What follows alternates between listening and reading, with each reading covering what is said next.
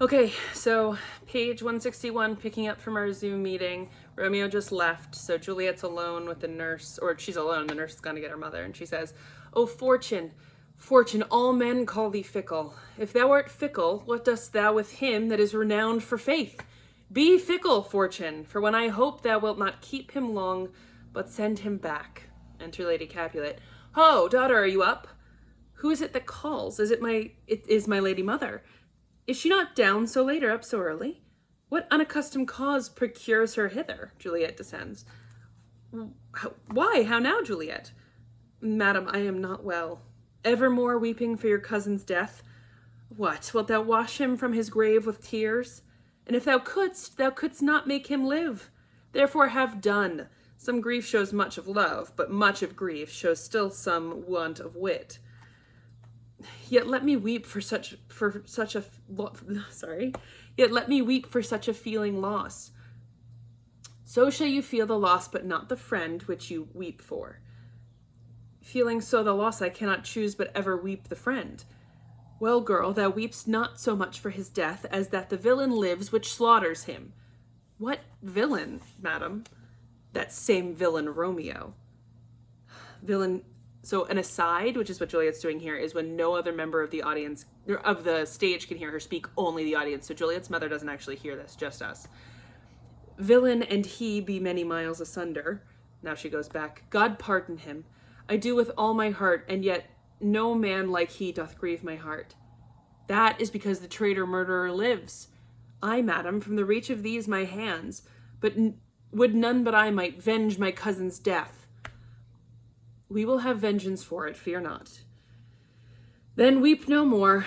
I'll send to one in Mantua, where that same banished runagate doth live. Shall give him such an unaccomplished dram that he shall soon keep Tybalt company. And then, I hope, thou wilt be satisfied. Indeed, I never shall be satisfied when Romeo, till I behold him dead, is my poor heart, so for a kinsman vexed. Madam, if you could find out but a man to bear a poison, I would temper it, that Romeo should, upon their receipt thereof, soon sleep in quiet. Oh, how my heart abhors to hear his name, and cannot come to him to wreak the love I bore my cousin upon his death that hath slaughtered him. Find thou the means, and I'll find such a man. But now I'll tell thee joyful tidings, girl, and joy comes well in such a needy time. What are they, beseech your ladyship?" "Well, well, thou hast a careful father, child, one who, to put thee from thy heaviness, hath sorted out a sudden day of joy, that thou expects not, nor I asked not for. Madam, in happy times what day is that? Marry, my child. Early next Thursday morning, the gallant, young, and noble gentleman, the County Paris at St. Peter's Church, shall happily make thee there a joyful bride." Now by St. Peter's Church and Peter too, he shall not make me there a joyful bride. I wonder at this haste that I must wed ere he that should be husband comes to woo. I pray you tell my lord and father, madam, I will not marry yet, and when I do, I swear it shall be to Romeo, who you know I hate, rather than Paris. These are news indeed. Here comes your father. Tell him so yourself, and see what he will take it at your hands. When the sun sets, the earth doth drizzle and dew, but for the sunset of my brother's son, it rains downright. How now, a conduit, girl? What, still in tears? Evermore showering? In one little body thou counterfeits a bark, a sea, a wind, for still thy eyes, which I may call the sea, do ebb and flow with tears. The bark thy body is, sailing in this salt flood, the wind thy sighs, who raging with thy tears, and they with them, without a sudden calm, will overset thy tempest-tossed body. How now, wife? Have you delivered to her our decree? Aye, sir, but she will none. She gives you thanks. I would the fool were married to her grave. Soft, take me with you, wife. How will she none? Doth she not give us thanks? Is she not proud? Doth she not count her blessings, unworthy as she is that we have wrought so worthy a gentleman to be her bride? Not proud you have, but thankful that you have. Proud can I never be of what I hate, but thankful even for hate that is meant love. How? Chopped logic. What is this? proud, and I thank you, and I thank you not, and yet not proud. Mistress minion you, thank you no thankings, nor proud me no prouds. But fettle your fine joints against Thursday next to go with Paris to St. Peter's Church, or I will drag thee on a hurdle thither. Out, you green-skinned carrion, out, you baggage, you tallow-face. Fie, what are you, mad? Good father, I beseech you on my knees, hear me with patience, but to speak a word. Hang thee, young baggage, disobedient wretch. I tell thee what, get thee to church a Thursday, or never after look me in the face. Speak not, reply not, do not answer me. My fingers itch. Wife, we scarce thought us blessed.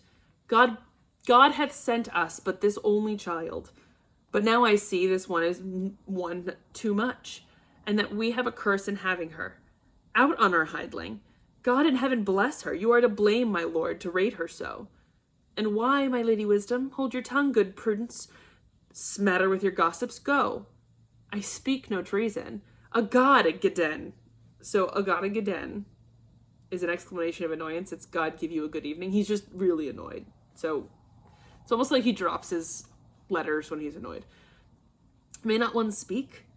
Peace, you mumbling fool. Utter your gravity or a gossip's bowl, for here we need it not. You are too hot. God's bread, it makes me mad.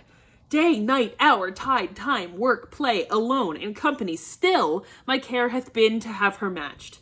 And having now provided a gentleman of noble parentage, of fair demences, youthful and nobly lined, stuffed, as they say, with honorable parts, partitioned as one's thoughts would wish a man, and then to have a wretched puling fool, a whining mammet in her fortune's tender, to answer, I'll not wed, I cannot love, I am too young, I pray you pardon me.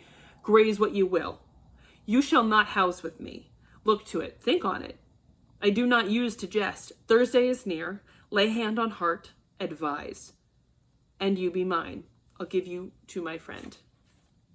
And you be not hang, beg, starve, die in the streets, for by my soul I'll ne'er acknowledge thee. For what is mine shall never do thee good. Trust to it, bethink you, I shall not be forsworn. So there's no pity sitting in the clouds that sees into the bottom of my grief. Oh, sweet my mother, cast me not away. Delay this marriage for a month, a week.